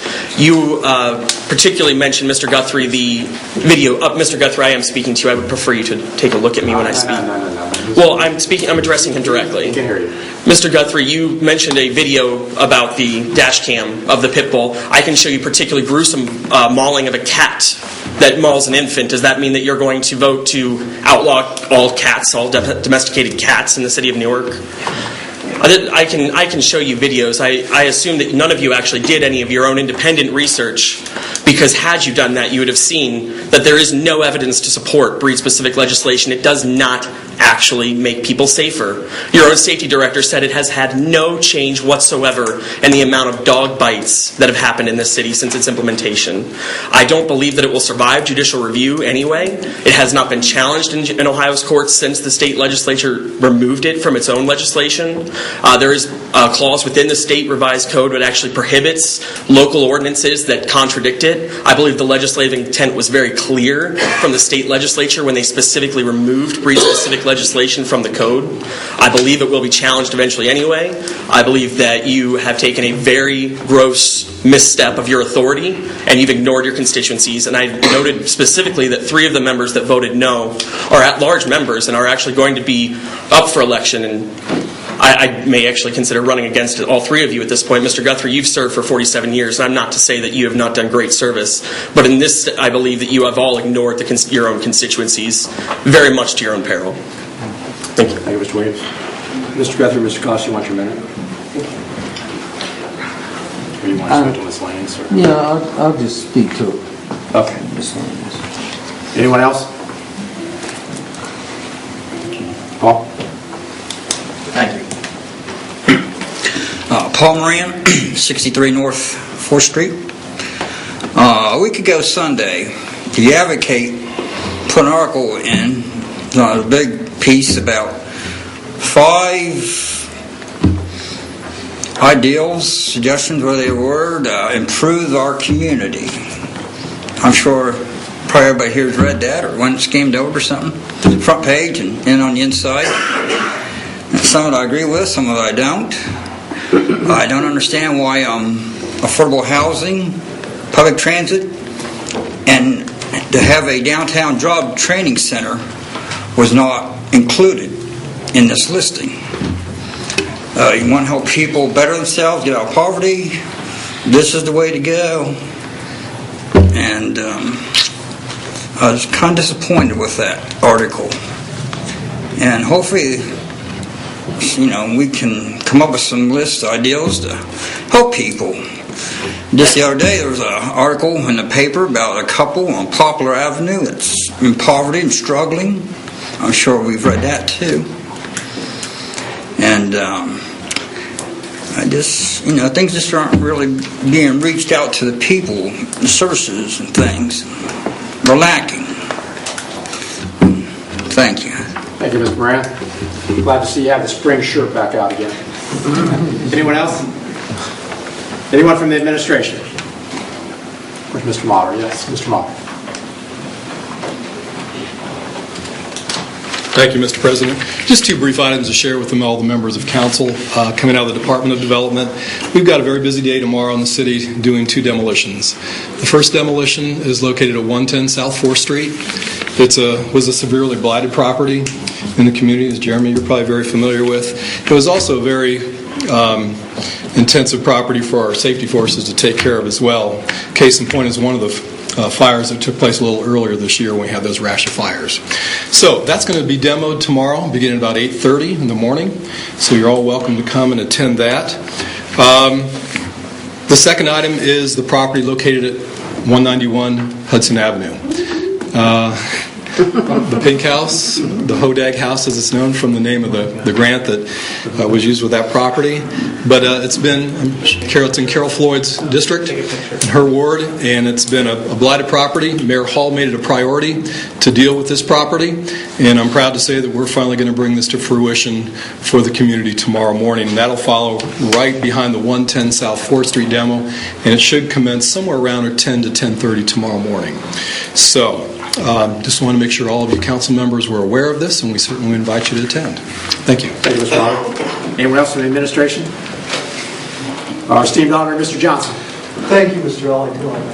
Thank you, Mr. Johnson. Our Honorable Law Director, Mr. Sexton. Thank you, Mr. President. I'd like to start by thanking Councilman Blake for inviting me to attend a meeting at Denison University last week about what is known as the Ohio Fair Hiring Act, House Bill 56. If you don't know anything about it, I think based on our lunch today, you're going to find out in the near future. You really probably ought to anyhow. We heard a lot of talk about laws that are fair and equitable, laws that do the right thing. We heard a lot of that talk tonight, but quite honestly, once you get to understand what the Ohio Fair Hiring Act is, it may well go down in history as the most fair and equitable act the Ohio General Assembly has ever considered. So I would encourage all of you to educate yourselves on the Ohio Fair Hiring Act. Second, I'm a little disappointed to see the media leave so early because I wanted to announce that You're in for a lifetime of purple and orange. My middle daughter, who will be graduating from Clemson this year, has been hired full-time as a financial analyst for the Clemson University Foundation. So, go Tigers. So get out the checkbook. Thank you, Mr. Sasson, and congratulations, you have one off. Thank you very much. Two to go. Mayor Hall. I just want to congratulate Newark High's basketball team. Both the men and women have had a very exciting week, and watch them the best as they move in. First time the ladies have ever been in basketball into the state championship, which is great, in the semifinals.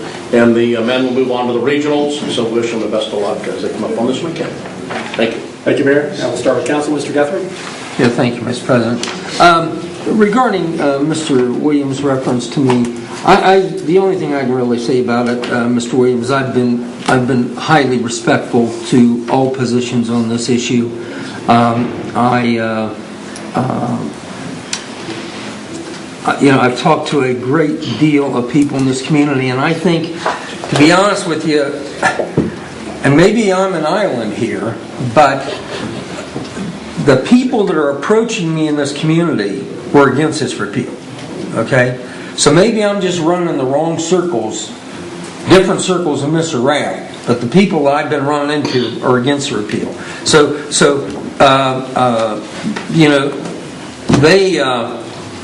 And they're probably not going to like, the direction I'm going to take here in the future. But I want to take my minute here or two.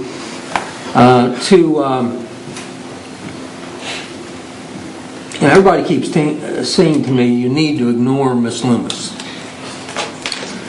Well, I am so bothered by her constant attacks. Rhonda, let me tell you something. I don't care what you say regarding party stances, okay? To start with, you saw tonight, there was no party stance on this. There was no party stance on this. Okay, we had the Democratic candidate for mayor come in here tonight and take a contrary position to some of the Democrats on council. We had a Democrat candidate for council at large come in here. What is this party stance business? Quit making everything political, Miss Loomis, because it's ridiculous. It's just ridiculous. Now, comments like young Roletta. Actually, Mr. President, I think you need to step in when those kind of comments are made. It's just referring to him as Sparky. I mean, it's absolutely beyond the pale. I don't believe she said that. It's happened. And I'm just, we don't need to get personal here. And we don't need to be accusing people of politics when there's no politics being played on this issue. This issue, straight down the line, has been everybody making decisions on their own based on what they believe. And all those decisions, what a baptism of fire this has been for especially new members of council. I mean, it's not fair to imply that a decision like council dealt with tonight was a party stance. It's ridiculous. And the Republicans on this council know that statement is ridiculous. Are you done? I'm done. I appreciate your comments, Mr. Guthrie, but Mrs. Loomis is allowed to state her opinion. And I'm not sure she was too out of line tonight. I think she just stated her opinion tonight. So there's a fine line there about where I gavel somebody. I believe she referred to him as young Roletta. That's possible. I might have missed that. She did. Okay. It's very insulting. Younger than her. Okay, we're done. Ms. Hall? Thank you all, Pat. Mr. Johnson? Well, I think I've said enough tonight. Mr. Marmon? Thank you, Mr. President. I want to start off by, along with Majority Leader, invoking Rule 11 and bringing Resolution 15-22 to the table. Mrs. Floyd, that's okay with you? That's fine. Mr. Sassen, we haven't done Rule 11 for a while. I have to have a vote on bringing that? No. Nope, not if it's agreed by both party leaders. Agreed by both party leaders, so we just have to have a resolution to adopt. That's correct. Autumn, would you please read 15-22? Resolution 15-22 by Mr. Cost, Mrs. Floyd, Mr. Marmee, Mr. Rath. A resolution authorizing and directing the Director of Public Service to enter into contract for participation in the ODOT Cooperative Purchasing Program and declaring an emergency. Mr. Marmee. Thank you, Mr. President. I make a motion to adopt Resolution 15-22. Motion by Mr. Marmee, second by Mrs. Floyd. Is there any discussion on 15-22, Mr. Yeah, Marmee? just to explain in case anybody missed it, this is our one and only chance to get salt for next year as far as going out. Last year we went in with the county, we were fortunate, but this is where we go in and try to purchase dollars from this, or purchase salt from the state. Hopefully it'll be a equitable solution for us, but regardless, we're going to need the salt. So that's why we have to expedite this. It is the last minute, but it's because we just found out about it and we need to move forward with it. So, Thank you, Mr. Marmee. Any other discussion? Seeing none, Autumn, please. I'll just interject a bit of information if you don't mind. They actually are going to have one later in the year, but they think because of trucking being down this time of year, because construction's not in, that they could gain on some advantages in pricing for delivery. So that's why the rush from ODOT in many ways, but we think it's a good thing. So, go ahead. Thank you, Mayor. Autumn, please call the roll to vote. Mr. Guthrie? Yes. Ms. Hall? Yes. Mr. Johnson? Yes. Mr. Marmee? yes. Mr. Rath? Yes. Mr. Roletta? Yes. Mr. Blake? Yes. Mr. Bub? Yes. Mr. Cost? Yes. And Mrs. Floyd? Yes. 15-22 passes. Mr. Marmee. Thank you. I'm going to agree with Mr. Guthrie in that, there were citizens who came up to me also that really did not, they wanted to keep the breed-specific language. I had both ways. I really did. Now, what I did with the folks that said that they wanted to keep it, their biggest thing is that they feared pit bulls. And I just talked to them, explained to them. I didn't necessarily change their mind. I don't know if some of them I didn't even ask if I did, but I at least educated them on why I was choosing to go the direction that I was. And every single one of them said, oh, okay, and they weren't like, they didn't come back and be argumentative about it, but I did have folks that wanted to keep it. I even had a phone call on the way to this meeting, another person, about wanting to keep it. She said, I'm just old and I really am afraid of those dogs. And so, yes, we do have that out there, but I did try to educate them and inform them. I want to thank everybody on council on this issue, and Mr. Guthrie's right. For those of you new on council, this is not a common thing. Now, we had it with the smoking ban, and we had it, as which Mr. Guthrie alluded to earlier in the evening, was stuck with the tie. And so there have been issues, but it does not come all the time. And so I want to commend all of you. We don't get this many emails on every issue. Trust me, we don't. Especially the ones that are 50 pages long.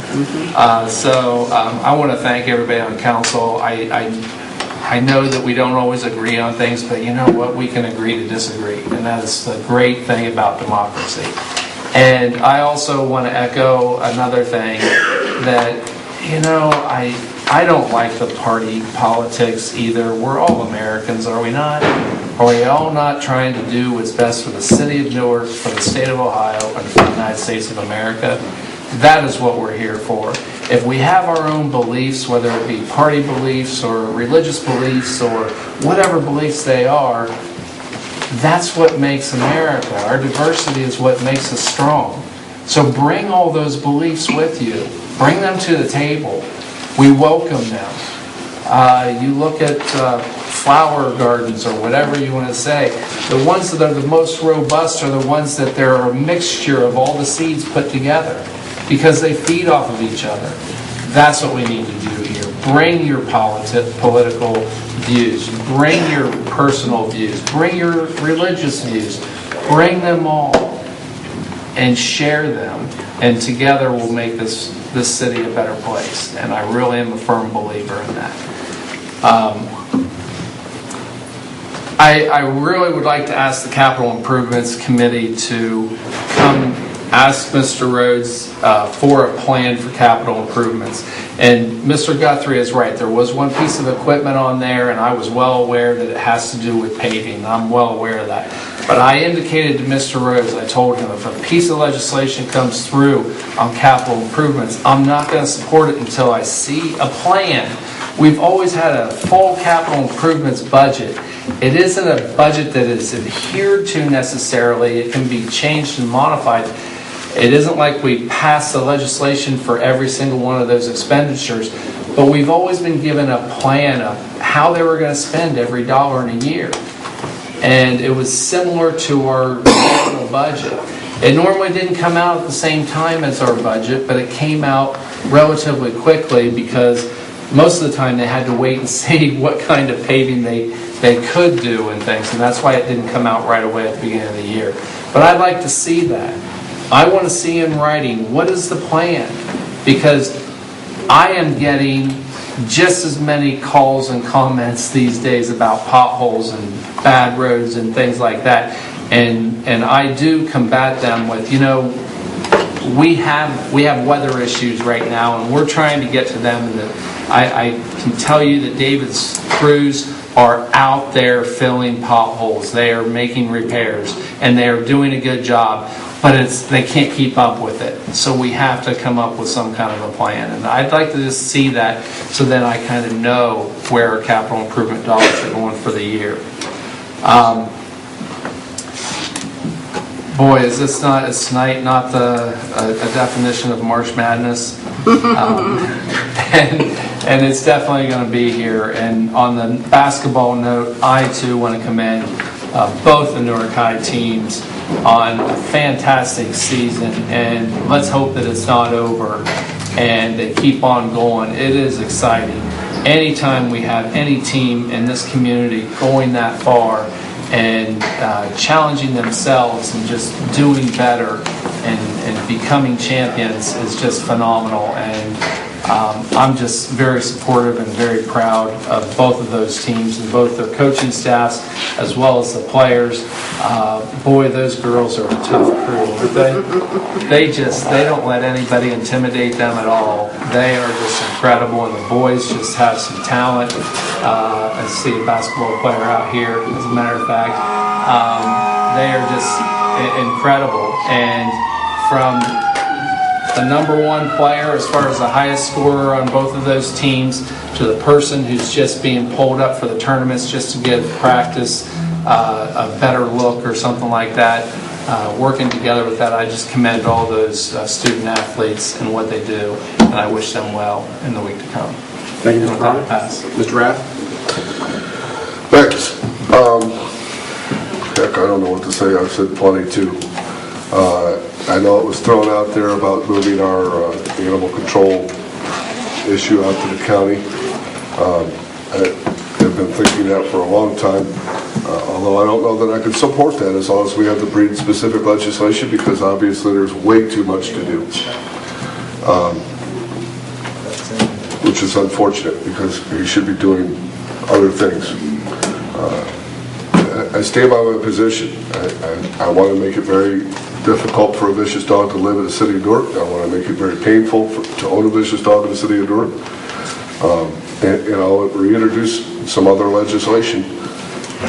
I thought this was a good first step towards that. I didn't want to make it too complicated. Evidently that was not a good plan. So we'll start again. With that, I'll pass. Thank you, Mr. Rath. Mr. Lott. Thank you, Mr. President. I'll pass tonight. Thank you, Mr. Lott. Mr. Blake? Mr. President, first need to call for a Finance Committee meeting for next Monday.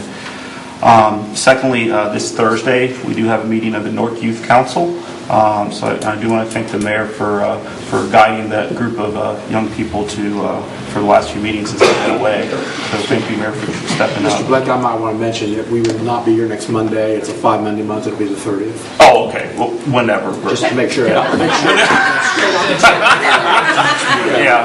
Whenever you want to have it. Yeah, whenever Lady A tells me to be here.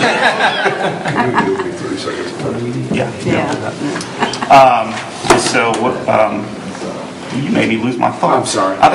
You were talking about youth council. Youth council, yeah. T-shirts. I was listening. Yeah, thank you. They are getting T-shirts for the youth council, and they have a nice little logo that they're going to be getting. And T-shirts going to be $7. And so at the meeting, if you want to get a T-shirt, just send me an email. We can get you a Newark Youth Council T-shirt. Because I think the Newark Youth Council clerk is going to place that order after Thursday's meeting. So if anyone wants a T-shirt, feel free to do that.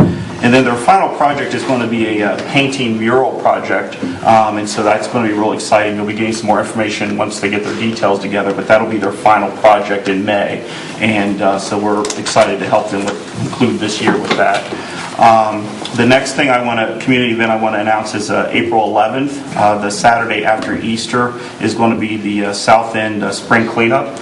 And so we are looking for, if there are people who are disabled, senior citizens, veterans, if they need assistance around their homes and help cleaning up any outside project, either weeding, just getting your yard cleaned up, getting rid of debris, whatnot, please send me an email, whatnot, and we'll make sure that volunteers will go to your home to help with that cleanup in the spring. And this will be our 3rd annual spring cleanup for the South Newark Civic Association.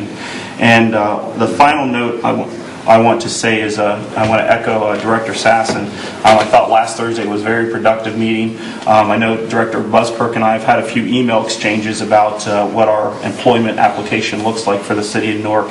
And even Representative Ryan came out publicly in support of HB 56 at that meeting. And it was a good meeting of human resources directors from the top employers in our county and our community, Denison Local Memorial Hospital, and I think it's a good piece of legislation, and we're going to draft something to mimic it here in the city, and so that'll be coming out here in the next few weeks. So, I think that will, especially what Mr. Rand mentioned, talk about poverty and giving people another chance to get employed instead of trying to break that cycle of poverty, and so I think this will be a good piece of legislation to move forward, but we'll get some more details once we get things hammered out. And I do need to yield 30 seconds to Mr. Rath. There was no room for that, but go ahead.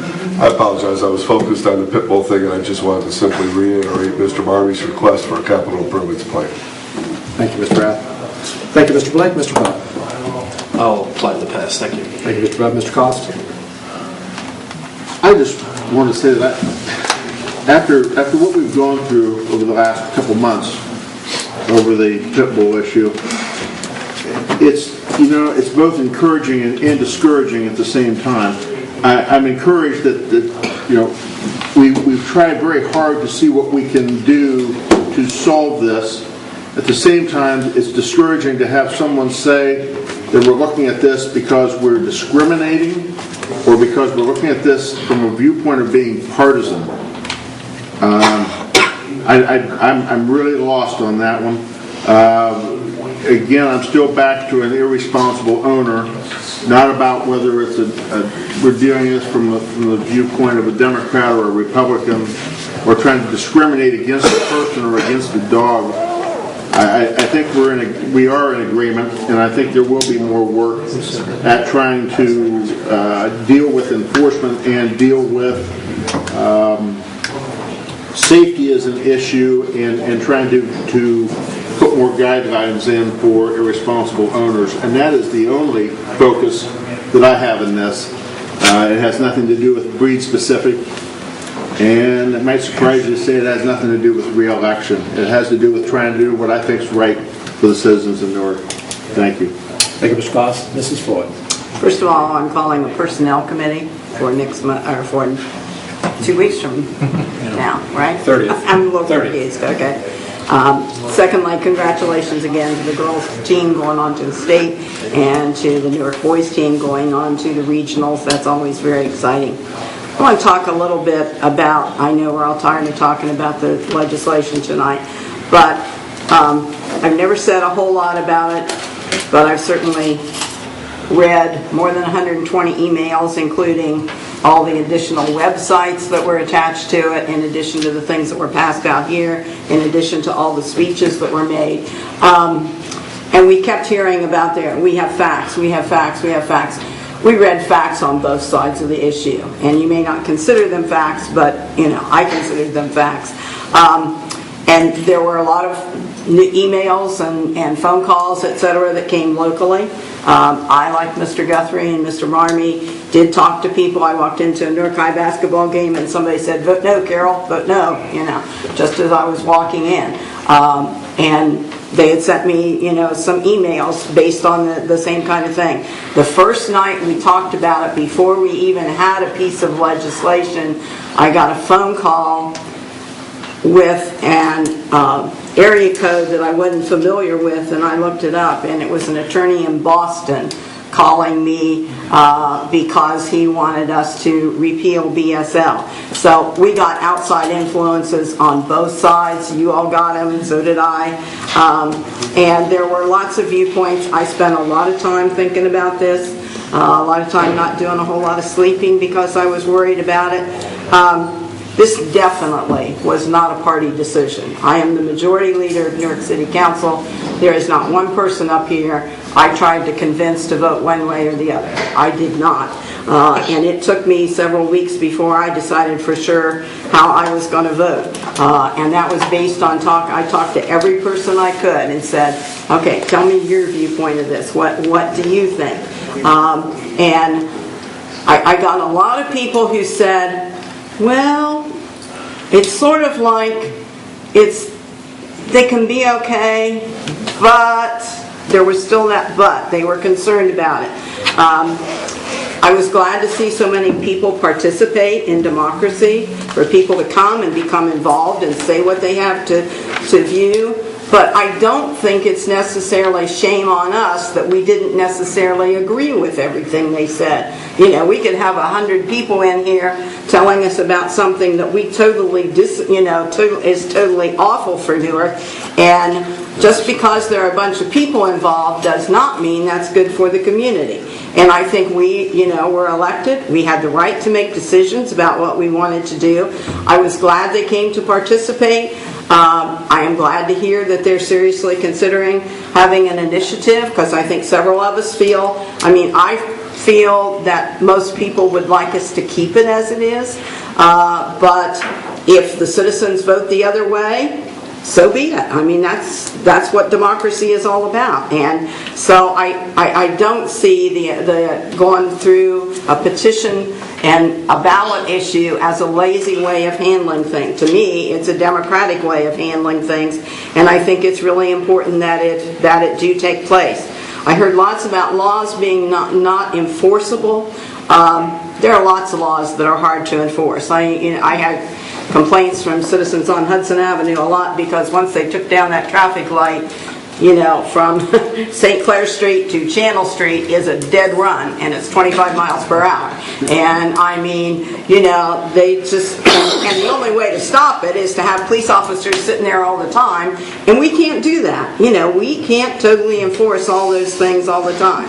Do I know that the bad guys get away with it anyhow? Sure I do. I taught school. I know how that works. I know what happens in that kind of a situation. But I do think that we all said our piece. We all had a chance to listen to everything. I think obviously we have more to do in terms of the dog issue, but I also think Newark's got lots of other issues to be concerned about. We've got lots of other things that are coming down the pike. We've got lots of changes in downtown Newark that are exciting. The whole two-way on Hudson and Mount Vernon, the Cherry Valley Road thing. There are just so many good things that are in the process of happening that I don't want to see us spend all our time on one issue. I think if we want to work about trying to find some enforcement, we need to do it by a committee sitting down and working it out and then bringing it to us and go from there without meetings that go on for 3 months. This has been going on for a very long time. And with that, I pass. Thank you very much. I'm going to take my minute to discuss Mr. Guthrie's comment just a minute. As president, I try pretty hard to be fair to everybody up here. I try to let everybody speak. I try not to cut everybody off. I try not to have an opinion on legislation. It's sway the council one way or the other. I very seldom will I pass the gavel up here. The same thing goes for the people in the audience. I try to let them come up and have their opinion. I try to let them speak freely. Yes, did I miss young Roletta? I must have missed that this evening. And is that offensive? Probably. If he'd have said it about me, I'd have been happy, but I can understand it. And that was over the line. It's tough, and you sat in this seat, it's tough to understand, or it's tough to gavel when this is America and it is a matter of having free speech. So there's a fine line there. Maybe you don't think I hit the gavel enough. Maybe you think I let people cross the line, but I try to let them have their opinion and try to be fair. And I guess that's what I'm going to continue to do. So if you think that I'm not doing something correctly, well, then keep letting me know and I'll work on that. But I'm going to do the best I can to be fair to everybody. Again, there's no meeting on Monday, March 23rd. The next meeting is committee March 30th. And our next council meeting will be April 6th. And with that, is there a motion to adjourn? Motion. Motion by Mr. Cox, second by Mr. Cox. All in favor, signify by saying aye. That we're adjourned.